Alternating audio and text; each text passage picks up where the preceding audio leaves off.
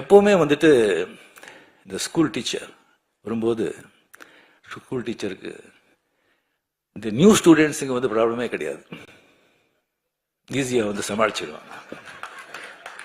இந்த பழைய ஸ்டூடெண்ட்ஸுங்க இருக்க பாருங்க,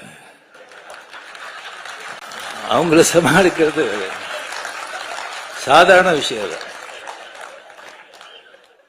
இங்க ஏகப்பட்ட பழைய ஸ்டூடெண்ட்ஸ், நான் அங்கே பார்த்து சொல்றேன், ஏகப்பட்ட பழைய ஸ்டூடெண்ட்ஸ்.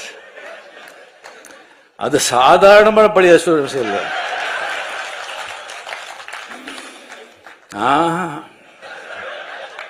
அசாத்தியமானவங்க.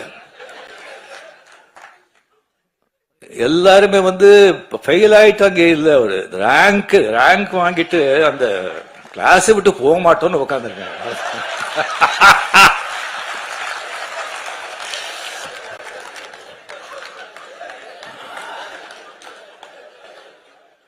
கலைஞரோட வந்து தம்பி சின்ன வயசுல இருந்தெல்லாம் பார்த்து இதுக்கு இருக்கிறவங்க வந்து அவங்களெல்லாம் சமாளிக்கிறது சாதாரணங்க. ஒருத்தர் வேண்டாங்க, துரைமுருகன் சொல்லி ஒருத்தர் இருக்காரு, கலைஞர் கண்ணிலேயே முதலிட்டு ஆட்டினவர் அவரு. அவருக்கு ஏதாவது விஷயம் சொல்லி இப்படி போற, அப்படி பண்றோன்னே எப்படி இருக்கு, எப்படி நல்லா இருக்கு அப்படின்னு சொன்னா, அப்படியா சந்தோஷம் அப்படின்னு சொன்னா, அது என்ன நல்லா இருக்குன்னு சொல்லி சந்தோஷம் சொல்றாங்களா, என்னடா இப்படி பண்றீங்கன்னு சந்தோஷம் சொல்றாங்களா, ஒன்னும் புரியாது. Stalin sir, hats off to you. Rajini வந்து கலைஞர் அரங்கில் வந்து புத்தக வெளியீட்டு விழாவில் பேசியிருக்காருங்க.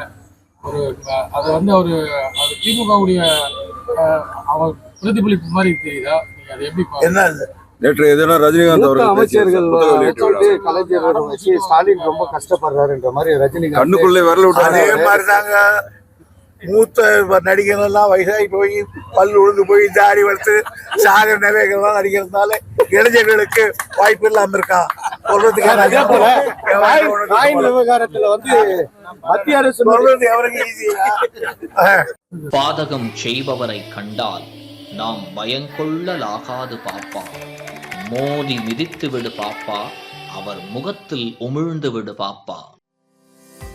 அண்மை செய்திகளை உடனுக்குடன் தெரிந்து கொள்ள இணைந்திருங்கள் இயம்நாடு தொலைக்காட்சியுடன்.